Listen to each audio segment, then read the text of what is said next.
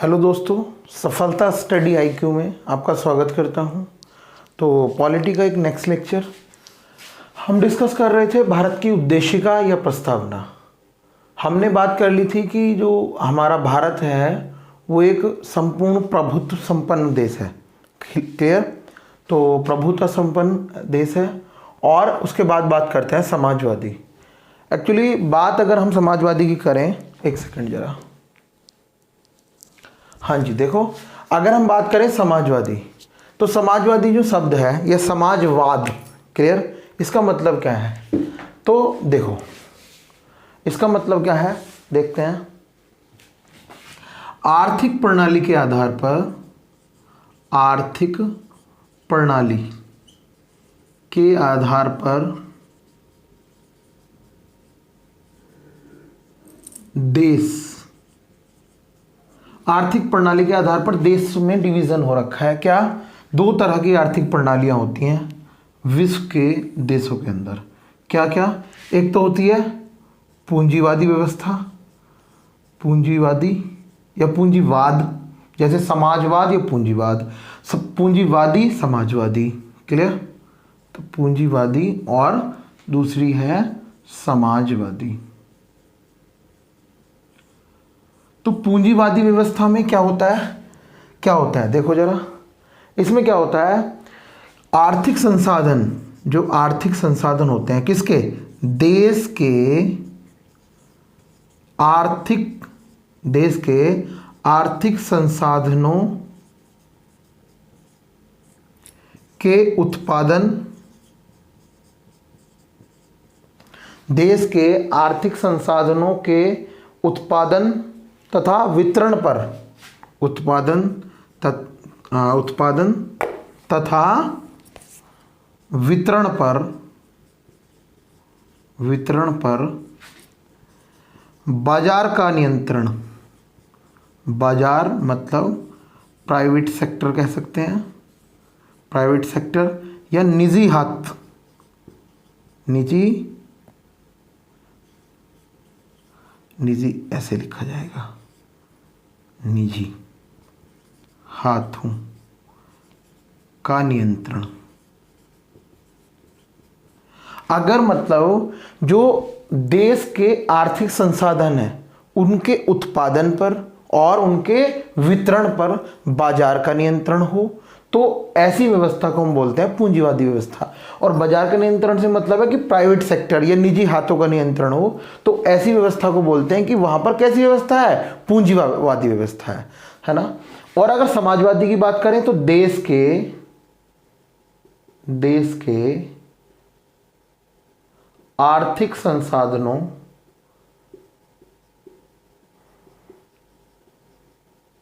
के उत्पादन तथा वितरण पर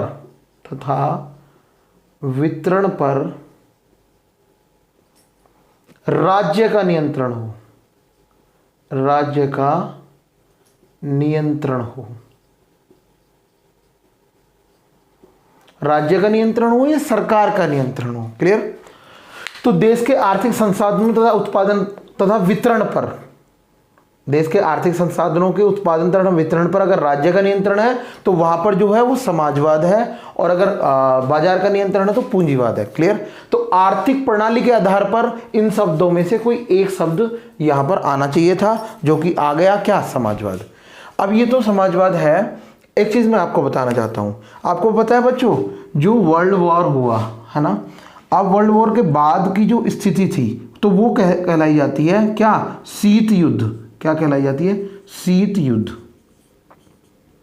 सेकेंड वर्ल्ड वॉर के बाद की जो स्थिति बनी विश्व में वो बन गई शीत युद्ध की। अब शीत युद्ध का मतलब क्या होता है? अगर शीत युद्ध का मतलब नहीं पता है तो ध्यान से सुनिएगा। शीत युद्ध का मतलब कोई युद्ध नहीं होता बल्कि तनावपूर्ण स्थिति होती है। किसकी जैसी तनावपूर्ण स्थिति? युद्ध के जैसी। जब तनावपूर्ण स्थितियां बनी रहती हैं लेकिन कोई युद्ध नहीं होता तो ऐसे समय काल को हम क्या बोलते हैं? शीत युद्ध। ठीक है, तो शीत युद्ध काल में हमारा जो विश्व था वो दो धुरियों में बंट गया, वो दो धुरियों में बंट गया।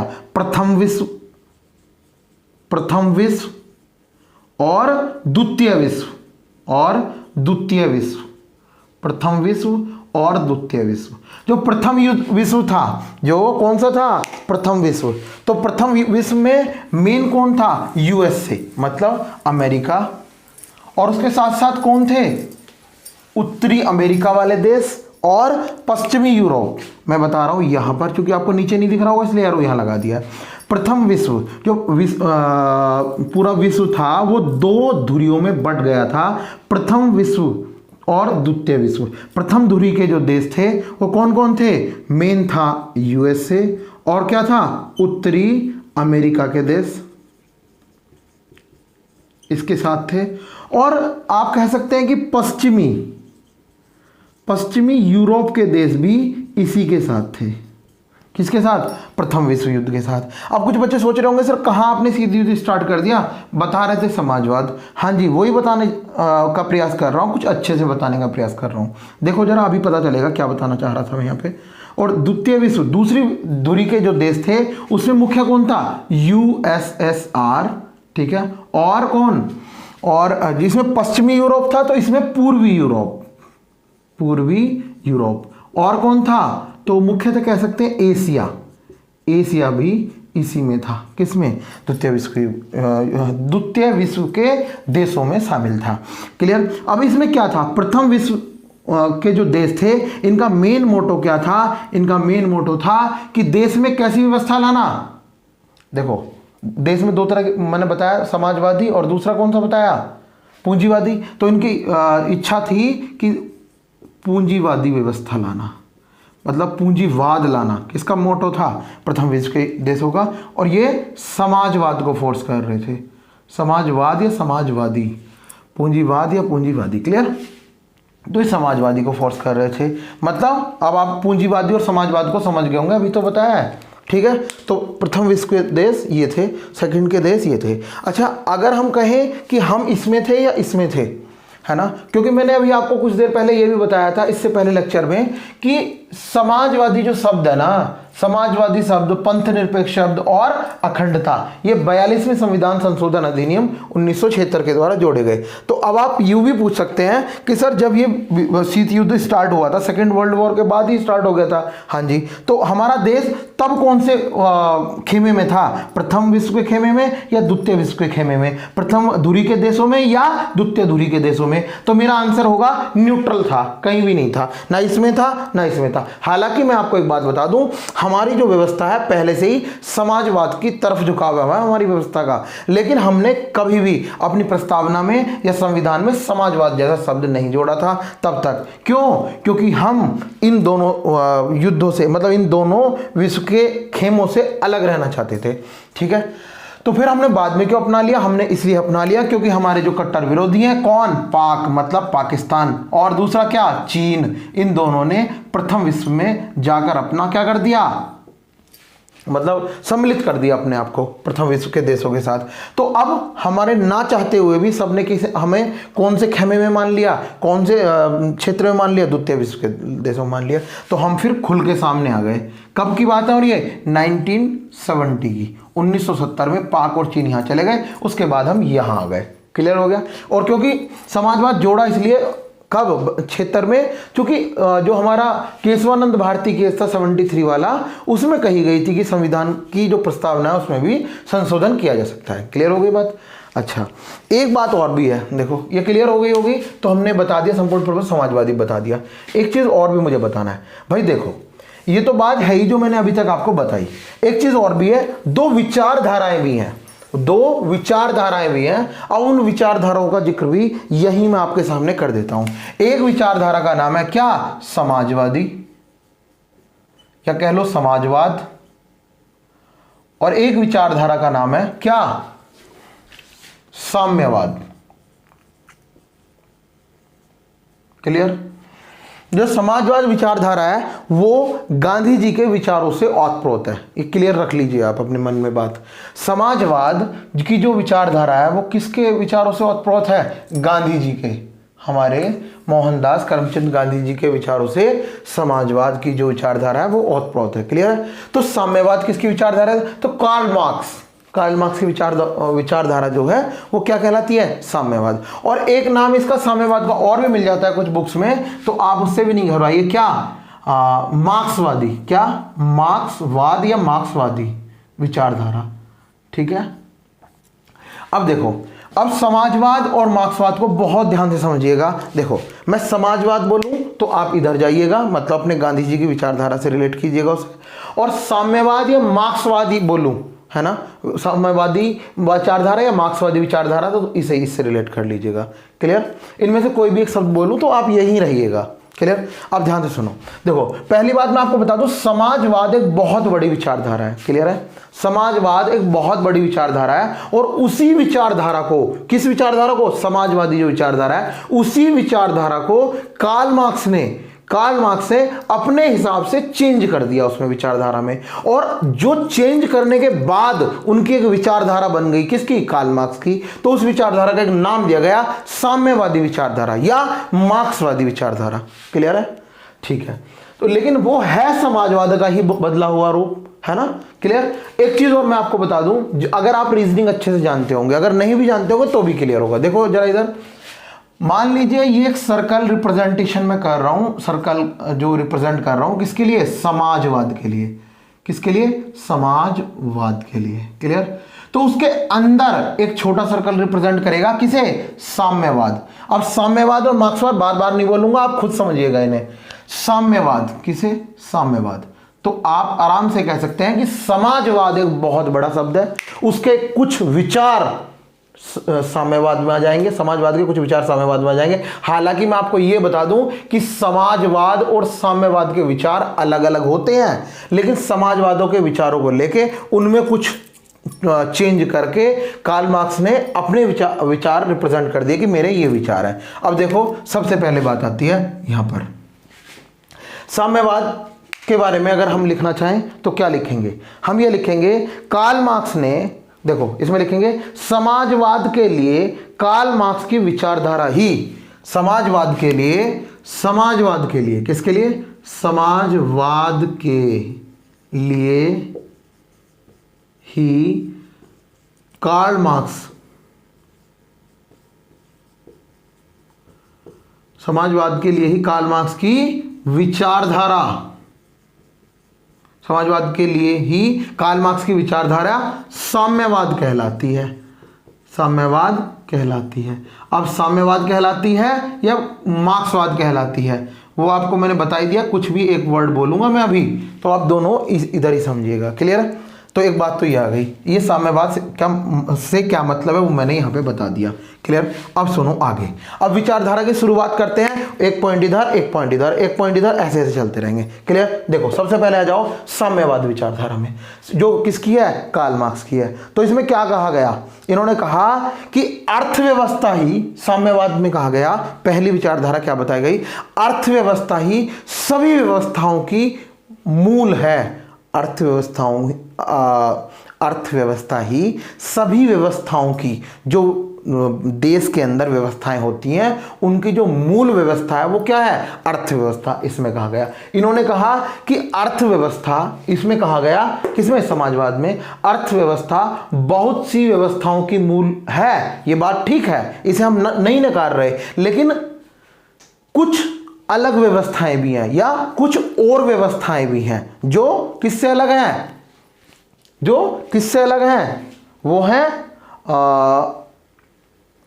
अर्थव्यवस्था से। क्लियर? सभी व्यवस्थाएं अर्थव्यवस्था की, सभी जो व्यवस्थाएं वो अर्थव्यवस्था उनके मूल में है। ये बात इधर कही गई। इन्होंने कहा कि बहुत सारी व्यवस्थाएं हैं जो अर्थव्यवस्था जिनके मूल में है, लेकिन सभी व्यवस्थाएं ऐसी नहीं है।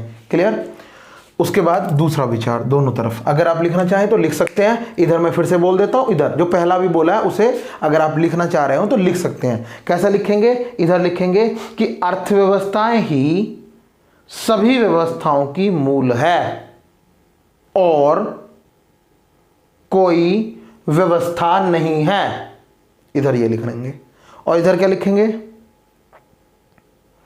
अर्थव्यवस्था काफी व्यवस्थाओं की मूल है,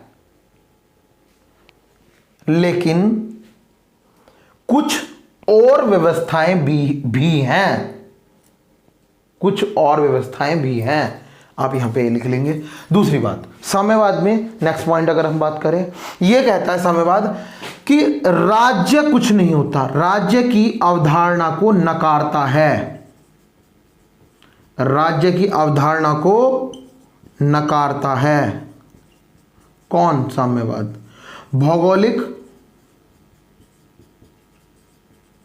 विभाजन को नहीं मानता।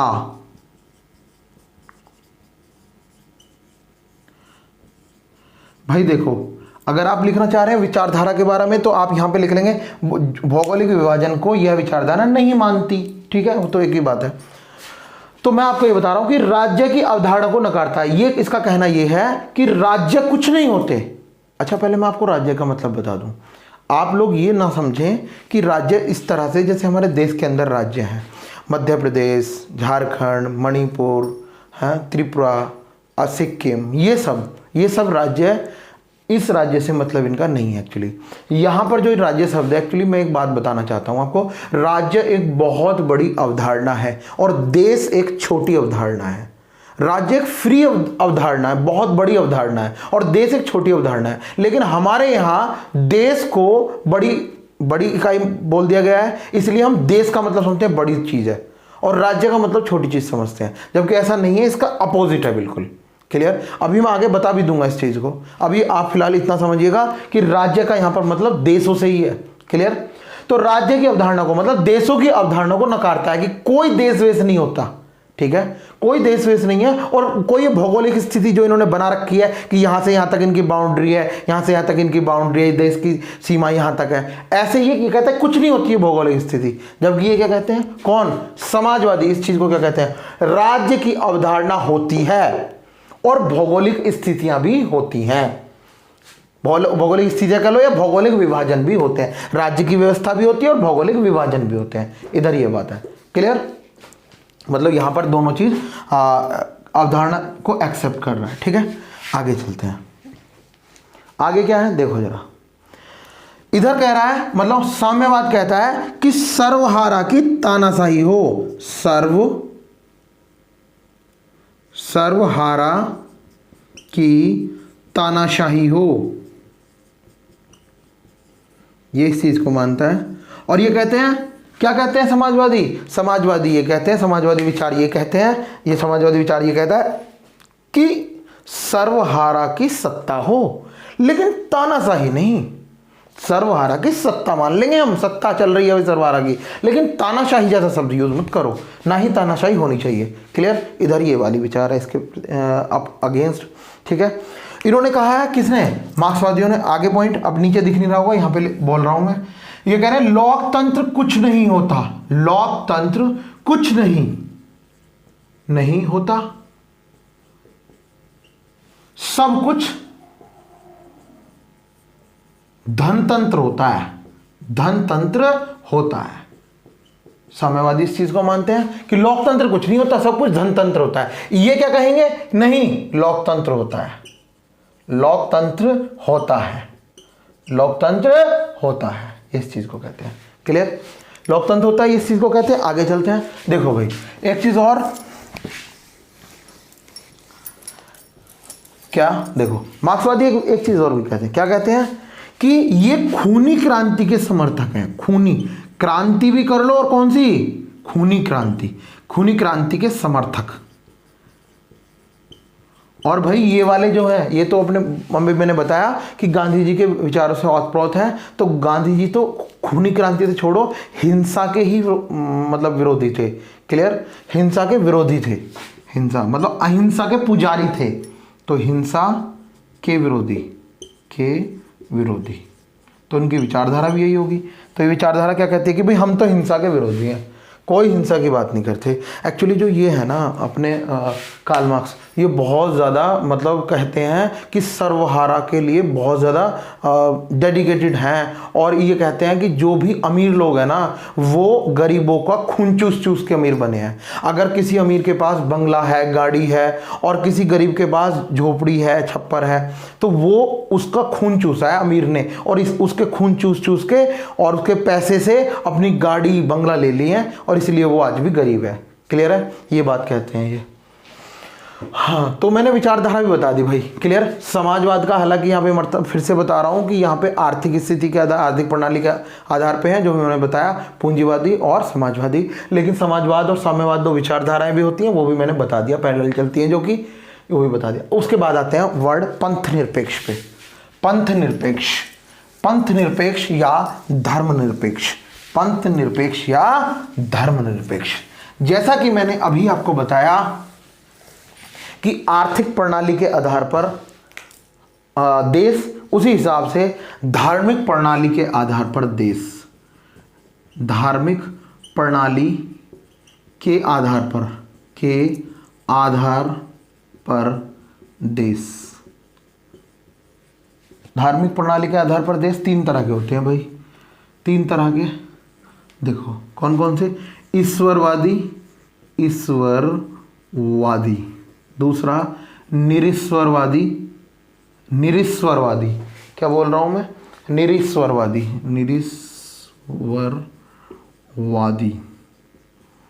ठीक है। और तीसरा पंथ निरपेक्ष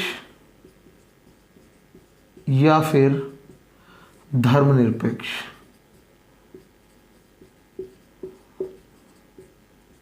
ठीक है। ईश्वरवादी का मतलब क्या है? ईश्वरवादी का मतलब यह है कि धर्म की सत्ता को, धर्म की सत्ता को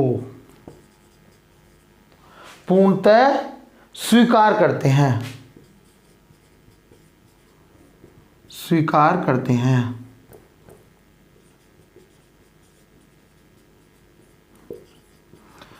करते हैं, धर्म की सत्ता को पूर्णतः स्वीकार करते हैं। इसमें क्या है? धर्म की सत्ता को पूर्णतः अस्वीकार, पूर्णतः अस्वीकार करते हैं। ठीक है, अस्वीकार करते हैं पूर्णतः, इसमें ये है। अस्वीकार करते हैं, विश्वास नहीं रखते हैं, ऐसा शब्द भी आ सकते हैं कि अस्वीकार करते हैं, धर्म की सत्ता को पूर्णतः स्वीकार सकते हैं, करते हैं, या फिर ऐसा शब्द आ जाए कि धर्म की सत्ता को पूर्णतः मतलब अविश्वास करते हैं। क्लियर? ऐसे शब्द। तो उसके बाद मतलब इसमें कुल मिला के जो ईश्वरवादी का मतलब ये है कि जो धर्म को मानते हैं, ठीक है, और इसका मतलब है जो धर्म को नहीं मानते लेकिन राज्य के रूप में, मतलब राज्य धर्म को मानता है। इसमें राज्य पूर्णतः धर्म को मानता है, इसमें राज्य जो है पूर्णतः धर्म को अस्वीकार करता है। क्लियर? ऐसे शब्द, कुछ भी ऐसे शब्द हो जाए तो आप जो मानते हो धर्म की बात को वो इधर आ जाएंगे, जो बिल्कुल नहीं मानते वो इधर आ जाएंगे। और धर्मनिरपेक्ष का मतलब ये है कि ये सभी धर्मों को मानता है, ये सभी चीज़ों को मानता है, लेकिन राज्य का कोई धर्म नहीं होगा, राज्य का कोई धर्म नहीं होगा। इसके अंदर ये बात कही गई है कि सभी धर्मों को स्वीकार करता है, सभी धर्मों को मानता है, सभी पंथों को मानता है, उन्होंने स्वीकार भी करता है, लेकिन राज्य के लिए किसी धर्म या पंथ की कोई बात नहीं होगी। मतलब वो दोनों पंथ निरपेक्ष और धर्म निरपेक्ष बने रहेंगे। वो दोनों से मतलब है, दोनों नहीं, मुझे बोलना चाहिए था कि राज्य पंथ निरपेक्ष बना रहेगा या राज्य धर्म निरपेक्ष बना रहेगा। मेरा मतलब था कि जो राज्य है उसके लिए दोनों शब्द, मेरा मतलब दोनों से मतलब ये था। क्लियर? तो राज्य का कोई धर्म नहीं होगा, राज्य का कोई पंथ नहीं होगा। इसका मतलब ये है राज्य कभी भी कोई रूल बनाए तो उसमें धर्म के आधार पर या पंथ के आधार पर किसी को प्रोत्साहन या हतोत्साहित नहीं कर सकता। क्लियर? और किसी को एक्स्ट्रा जो है बेनिफिट नहीं दे सकता धर्म के आधार पर। ठीक है? और कोई धर्म, किसी धर्म को मानने से भी मना नहीं कर सकता किसी को। कोई धर्म अपने आप माने, कोई भी इंसान अपने धर्म को माने, उसकी पूजा याचना करे, कोई आपत्ति नहीं है, लेकिन धर्म के आधार पर किसी से कोई भेदभाव नहीं करेगा राज्य, क्योंकि राज्य का कोई धर्म नहीं होता। क्लियर? तो ये बात यहां हो गई। उसके बाद आगे अगर हम बात करें तो पंथ निरपेक्ष के बाद जो शब्द है वो है लोकतांत्रिक। अब देखो भाई, लोकतंत्र के बारे में तो बहुत चर्चा पहले ही हो गई है, तो अब मैं क्या ही बताऊं, लेकिन देख लो फिर भी शॉर्टली। देखो भाई, मैंने लोकतंत्र मैंने बताया था कि लोकतंत्र में क्या है कि जिस देश के संविधान के अंदर संविधानवाद होगा तो कहा जाएगा कि वहाँ लोकतंत्र व्यवस्था है। ये बात मैंने आपको पहले लेक्चर में बता रखी है, उस लेक्चर को देखिए अगर आपने नहीं देखा है तो। क्लियर? क्योंकि एक एक वर्ड को बार बार एक्सप्लेन करूंगा तो कैसे ही सिलेबस आगे चलेगा। तो लोकतंत्र का मतलब है कि जिस देश के संविधान के अंदर संविधानवाद होगा तो कहा जाएगा कि वहां लोकतांत्रिक व्यवस्था है। क्लियर?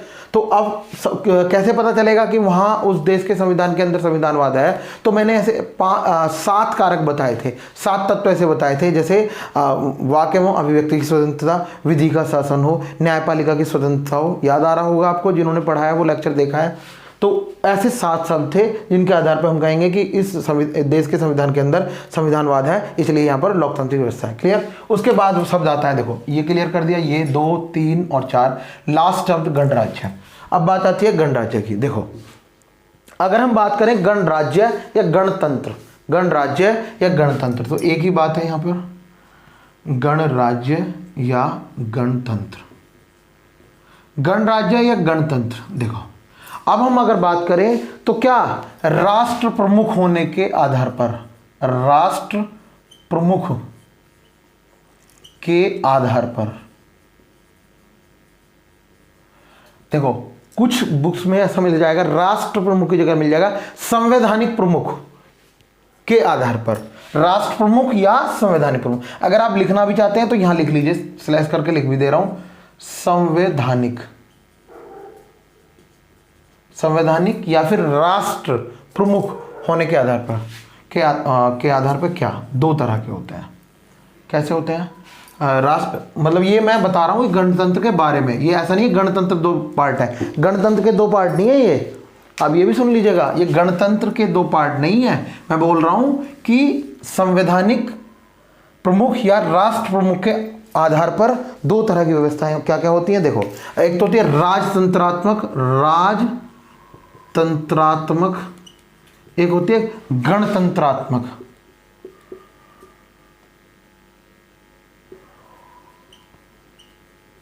देखो अगर राष्ट्र प्रमुख या संवैधानिक प्रमुख का जो पद होगा, किसका पद होगा? जो राष्ट्र प्रमुख या संवैधानिक प्रमुख का पद होगा, अगर वो वंशानुगत आता है, वंशानुगत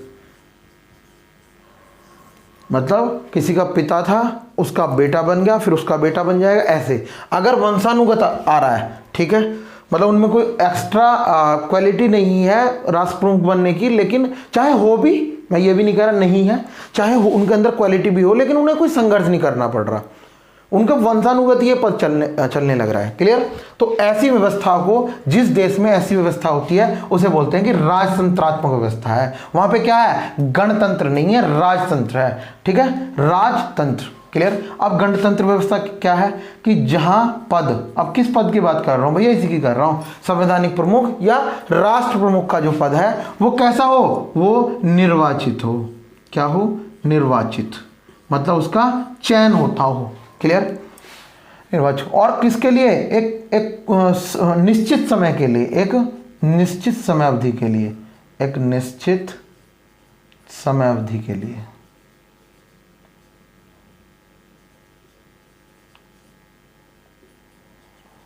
एक निश्चित समय अवधि के लिए क्या होता हो? उसका निर्वाचन होता हो। ठीक है, वोट डलते हो। तो उसके आधार पर हम बता रहे हैं कि गणराज्य या फिर राजतंत्रात्मक या गणतंत्रात्मक व्यवस्था। गणराज्य मतलब गणतंत्रात्मक व्यवस्था, राजतंत्रात्मक मतलब राजतंत्रात्मक व्यवस्था। क्लियर? तो ये बातें यहां पर हो गई। उसके बाद अगर हम आगे बात करें जी, एक सेकेंड में जरा वीडियो देख लूं चल रही है कि नहीं, क्योंकि कई बार मेरे साथ ऐसा हो गया है कि वीडियो मैं शूट करना स्टार्ट कर देता हूं और वो वीडियो बीच में ही रुक जाती है। कई सारी प्रॉब्लम हो गई मेरे साथ ऐसे ही, इसलिए लगातार वीडियो नहीं आ पाई चैनल पर, ये भी एक कारण था। क्लियर जी? देखो ज़रा आगे चलते हैं। हाँ, मैंने आपको बताया था, क्या बताया था? मैंने बताया था जो हमारी वो होती हैं क्या, आकांक्षाएं बताई थी। आकांक्षाएं होती हैं हमारी, और क्या होती हैं? हमारी आकांक्षाएं होती हैं और आदर्श होते हैं। संविधान के दर्शन, संविधान के दर्शन के बारे में मैंने आपसे बोला था कि संविधान के दर्शन से हमें क्या मिलता है। संविधान के दर्शन, संविधान के दर्शन से हमें क्या मिलता है? तो एक तो मिलते हैं आदर्श और एक क्या मिलते हैं? आकांक्षाएं। आकांक्षा को मैंने कहा था चाह, चाह ऐसा शब्द, या फिर आकांक्षाएं, वो तो है ही। क्लियर।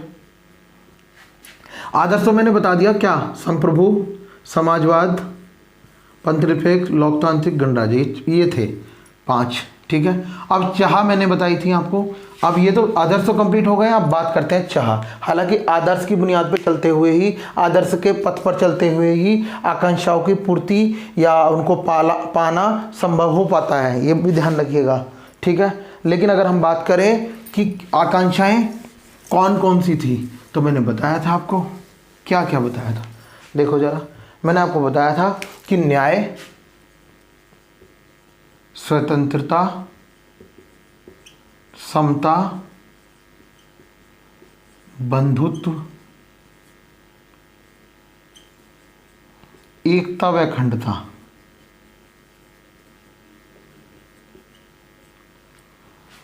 ठीक है। स्वतंत्रता, समता, बंधुत्व, एकता और अखंडता और न्याय।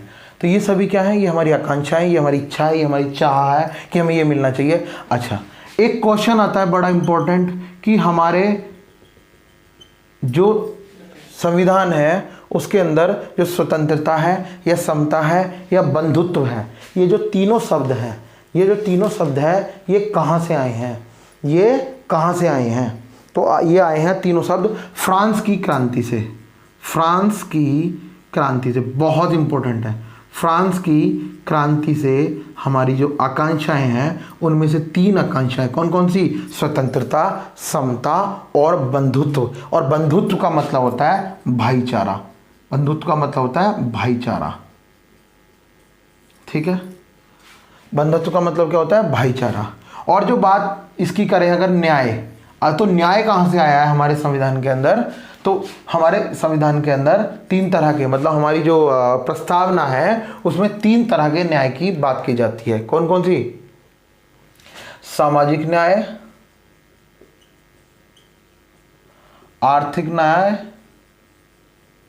और राजनीतिक न्याय। ये 3 तरह के न्याय की हमारी प्रस्तावना में बात की जाती है। और ये तीनों के तीनों न्याय हमारी प्रस्तावना के अंदर कहां से आए हैं? हालांकि मैंने बता दिया था, लेकिन मैं फिर से बता रहा हूं कि हमारी प्रस्तावना के अंदर ये कहां से आए हैं? यूएसएसआर से। यूएसएसआर, पूर्व सोवियत संघ से हमारी प्रस्तावना के अंदर ये तीनों न्याय आए हैं, सामाजिक, आर्थिक और राजनीतिक न्याय। उसके बाद अगर मैं बात करूं एकता और अखंडता, अच्छा ये कहाँ से आए हैं? इनकी अखंडता की और एकता की ऐसी बात तो आती नहीं कभी, लेकिन अगर एकता और अखंडता का शब्द का मतलब बताऊं, एकता का मतलब क्या होता है? देखो, एकता का मतलब होता है एक जैसे लोगों के मध्य जुड़ाव का भाव।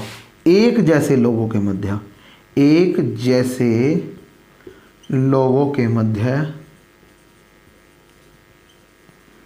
जुड़ाव का भाव, एक जैसे लोग हों उनके मध्य अगर जुड़ाव का भाव आ रहा है तो ये एकता का प्रतीक है। और अखंडता, क्या क्या अखंडता का मतलब है? एक जैसे ना हो तो कैसे हो? अलग अलग तरीके के, मतलब भिन्न भिन्न लोगों के बीच, भिन्न भिन्न लोगों के बीच एकता का भाव, एकता का भाव या जुड़ाव का भाव, ये भी कह सकते हैं। भिन्न भिन्न लोगों के बीच जुड़ाव का भाव, अगर एक जैसे लोगों के बीच जुड़ाव का भाव आ रहा हो तो एकता, और जो भिन्न भिन्न लोगों के बीच जुड़ाव का भाव आ रहा हो तो उसे क्या कहते हैं? अखंडता। क्लियर? ये दोनों शब्दों को भी मैंने बताने का प्रयास किया है। क्लियर? तो समझ आया आपको? तो क्लियर हो गया? क्लियर? हाँ, तो थैंक यू बच्चों, आपने मुझे इतनी देर तक सुना। और कैसा लगा मेरा लेक्चर और कंटेंट, मेरा पढ़ाने का स्टाइल, जो कि मैं हर बार पूछता ही हूँ, please and please comment section में ज़रूर बताइएगा। Thank you so much.